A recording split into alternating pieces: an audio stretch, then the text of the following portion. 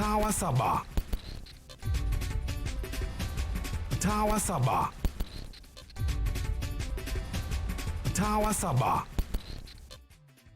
Umeweza kuona kile ambacho wamezungumza wanafunzi wa Chuo Kikuu cha Mlimani fani ya uhandisi, na wametoa mawazo yao hapo kuhusiana na donge nono ambalo Waziri wa Ujenzi Mheshimiwa Abdallah Ulega ameahidi kwa wanafunzi ambao watakuja na andiko ambalo litaleta suluhisho la foleni, lakini pia barabara kuharibika nyakati za mvua na makazi bora. Sasa ngoja tuone kile ambacho ataenda kufanya. Vuta picha na wewe ungekuwa ni mwanafunzi hapo wa chuo kikuu, sasa hizi ungekuwa umekaa umeandaa karatasi zako, project zako na chora kuhakikisha kwamba na hilo donge nono na wewe unalipata.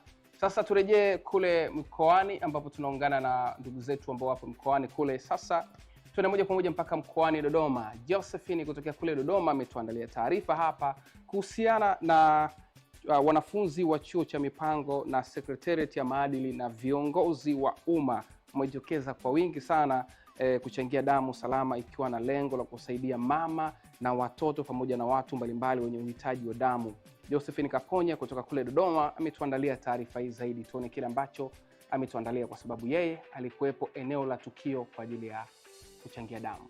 Wanafunzi wa chuo cha mipango kupitia klabu ya Secretariat ya maadili na viongozi wa umma, wao ni miongoni mwa watu ambao wamejitokeza katika zoezi la kuchangia damu ili iweze kusaidia kuokoa maisha ya mama na mtoto pamoja na watu mbalimbali wenye uhitaji wa damu salama. Maturida Simon, yeye ni mjumbe wa klabu hiyo kutoka Chuo Kikuu cha Mipango jijini Dodoma. Nini wito wake katika jamii kuhusu kujitolea kuchangia damu salama ili kuokoa maisha ya mama na mtoto? Hili zoezi linatuhusu sisi akina dada, linatuhusu sisi kama kina mama, linatuhusu sisi kama wazazi wa baadaye. Kwa hivyo ninatoa wito kwa wanafunzi hususan wa kike wajitokeze kwa wingi kuja kuchangia damu, kwa sababu tunasaidia na kuokoa vifo vya mama wajawazito na wanaojifungua katika hospitali. Evans Mpango ambaye ni mwenyekiti wa klabu hiyo, wao wanaeleza lengo la kuendesha zoezi hilo na mwitikio wa wanafunzi katika kusaidia jamii kwenye zoezi la uchangiaji damu, huku wakitoa wito kwa jamii kujitokeza kwa wingi katika zoezi hilo. Na lengo la kuendesha zoezi hili la uchangiaji wa damu salama ni kuwezesha tuwe na account ya kuhifadhi damu salama kwenye hospitali yetu ya rufaa ya Manispaa ya Dodoma, ili tunapopata shida wanachuo wa chuo cha mipango ya maendeleo vijijini tuwe tunapata msaada wa haraka kupitia zoezi la uchangiaji wa damu. Bernardino Meeda ni afisa uhamasishaji damu salama kanda ya kati. Hapa anaeleza umuhimu wa damu salama. Damu ni damu yenyewe, lakini damu haina kiwanda duniani kote utakapokwenda. Ndio maana kwamba Tanzania nzima wanakusanya damu. Tanzania nzima wanaongezea, dunia nzima wanaongezea wagonjwa damu. Vivyo hivyo hata Tanzania ni hivyo hivyo. Popote tutakapokwenda hakuna kiwanda cha damu. Na kwa nini hakuna kiwanda cha damu? Ni kwa sababu linabaki kama ni fumbo la Mungu. Kwa sababu ni swala la uumbaji, na ndio maana kwamba wataalamu bado wameshindwa kuweza kutengeneza damu. Kwa hiyo kwa maana hiyo kwamba shughuli zinaendelea kama kawaida za ukusanyaji wa damu, upimaji wa damu na kuweza kuongezea wagonjwa. Nao baadhi ya wakazi wa jiji la Dodoma wameendelea kuitaka jamii kuunga mkono juhudi za serikali katika sekta ya afya kwa kujitolea damu salama, kwani haina mbadala kama ilivyo kwa magonjwa mengine ambayo hupatiwa tiba ya dawa. Mahitaji ya huduma za hospitalini, kwa maana watu wanaotokana na ajali, hitaji la msingi kabisa na la kwanza kabisa ni damu. Na ninaomba kutoa wito sasa kwa wananchi wote wa Tanzania kwamba sasa tujenge mazoea ya kutoa damu mara kwa mara. Kutoa damu maana yake ni kutoa uhai wako kumwezesha mwingine kuwa hai. Mimi nadhani hakuna zawadi bora yenye thamani ambayo unaweza kumpa mtu zaidi ya kutoa damu yako kwa yule mtu ambaye anahitaji hiyo damu. Awe mama mjamzito, awe mtu aliyepata ajali, awe ndugu aliye kwenye operesheni akatokea aliyotokea anahitaji damu. Damu ni muhimu sana. Dr. Lea Kitundia ni msimamizi wa kitengo cha damu salama mkoa wa Dodoma. Hapa anaeleza hatua za upatikanaji, uhifadhi na usambazaji wa damu salama katika maeneo mbalimbali yenye uhitaji wa damu hiyo. Damu tunazo hapa, hizi damu huku juu ni damu ambazo zenye ni screened, ambazo zimeshapimwa, zina majibu yake, lakini huku chini tunasubiri damu, kwa sababu hizi damu sampuli tunapeleka damu salama kanda ya Mashariki, tunasubiri majibu. Kwa hiyo tukipata majibu tunazilebo, tunaangalia zilizo salama, tunapeleka kwenye hospitali ambayo yana uhitaji wa damu. Kwa hiyo hii ndio friji yetu ambayo inahusika na utunzaji wa damu. Mtaa wa Saba. Tunafahamu kwamba damu salama ndio inasaidia katika watu mbalimbali ambao wanapata ajali.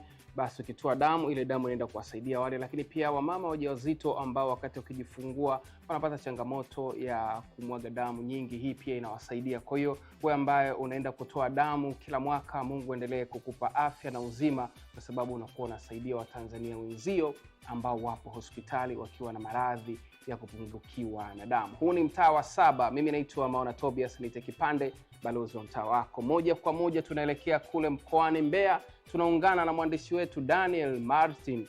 Unaambiwa kwamba kule Mbeya nyumba kadhaa katika mitaa mbalimbali jijini Mbeya bwana zimebomoka na kuezuka mapaa, na zingine zimejaa maji na tope, huku vitu mbalimbali vikiwepo vya samani ndani ya vyakula vikiharibika baada ya mvua zinazoendelea kunyesha, kukosa njia kutokana na kutokuwepo kwa madaraja, mifereji, na kusababisha mafuriko yaliyoacha baadhi ya kaya hazina makazi wala chakula. Hizi mvua ambazo zimenyesha hivi karibuni. Sasa tukio hilo limetokea kufuatia na mvua hizi ambazo zimenyesha kwa muda wa saa 3 na kuleta athari kata ya Iwambi, Iyunga, Iganzo, Isanga na Nzomvwe, huku waathirika wakilia kutokuwa na chakula cha kutumia na kutuma maombi kwa serikali. Sasa Mheshimiwa mbunge wa jimbo la Mbeya mjini Patrick Mwalunenge alikuwepo katika tukio hilo katika kuwafariji wakazi wa maeneo hayo ambayo wamekumbwa na mafuriko.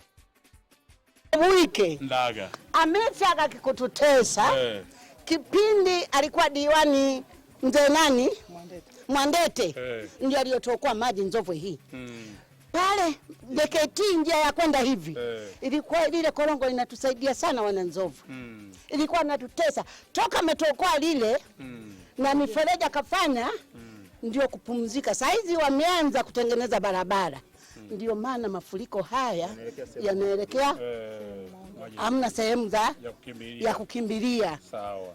Baba. Tunashukuru kwa kuja kutuona. Kumbelike.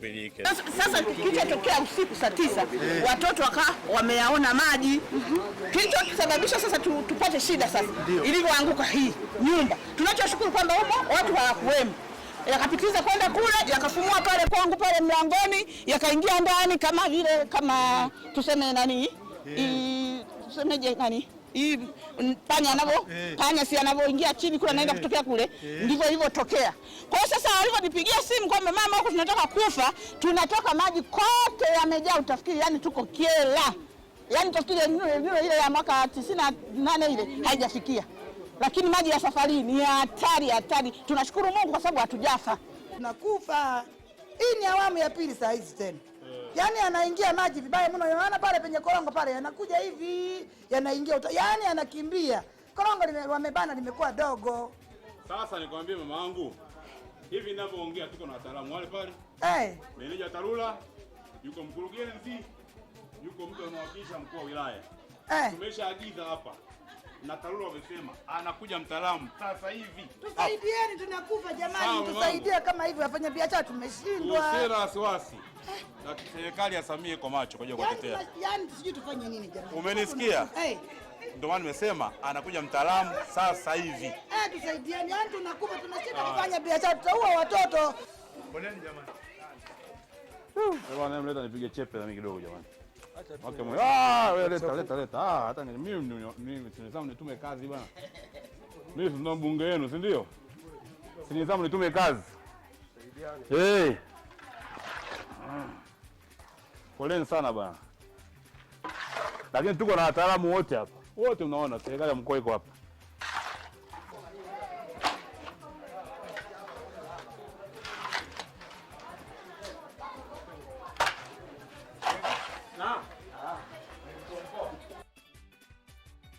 Niwape pole sana wakazi wa jiji la Mbeya, baadhi ya maeneo ambayo wamekumbwa na mafuriko hayo, lakini nikwambie tu kwamba Mungu ataenda kuwaponya katika hilo. Lakini nimpongeze pia mbunge wa jimbo la Mbeya mjini kwa kufika maeneo hayo na kuzungumza nao.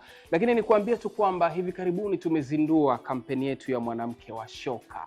Sasa unajua nguvu ya mwanamke ni uthubutu, na kila mwanamke hutengeneza maono ambayo akikamilisha ni furaha kwa jamii nzima. Sasa bwana, ni wakati wa kuzungumza na mwanamke wa shoka, kwa kuwa unahitaji maarifa na si makelele. Wakati ni sasa. Relax, tulia, tukuelekeze, kwa sababu si kila anayekimbia anafika. Wakati mwingine anahitaji kusimama, kusikiliza, kujifunza njia sahihi za kutoboa kwenye fursa. Tutakuja hapo mtaani kwako kujua changamoto yako na kupata suluhu. Swala la burudani linafahamika hapa EFM na TVE, usiseme kabisa. Kwa hiyo hii ni safari ya kumtoa mwanamke kwenye giza la kutokujua anapokwenda na kumpeleka kwenye mwanga wa ufahamu. Nikueleze tu kwamba wewe mwanamke hapo nyumbani, pale ofisini au hapo barabarani, kuwa kinara kwenye jamii yako na tamani zaidi ya ulipo sasa. Karibu kwenye safari ya mafanikio. Na kwa wanawake nikwambie tu, mwanamke wa shoka 2026, tulia tukuelekeze. Mwanamke wa shoka 2026 imepewa na udhamini mkubwa wa Equity Bank, DSTV na DCB Bank. Mtawa Saba imetia nanga hapa leo, lakini nawashukuru sana ndugu zangu wote ambao wamehusika kukamilisha show nzima hii. Nasoro Buriani amehusika kama director, hali kadhalika ndugu yangu hapa Medi amehusika upande wa graphics, Gwakisa amehusika hapa upande wa set. Nikwambie kitu kimoja, leo nataka nikuulize kitendawili. Kitendawili, mtani mmoja ametuma salamu kuelekea tarehe 1 na mwingine ameshindwa kutuma salamu. Ni yupi aliyeshindwa kutuma salamu? Siku mwema.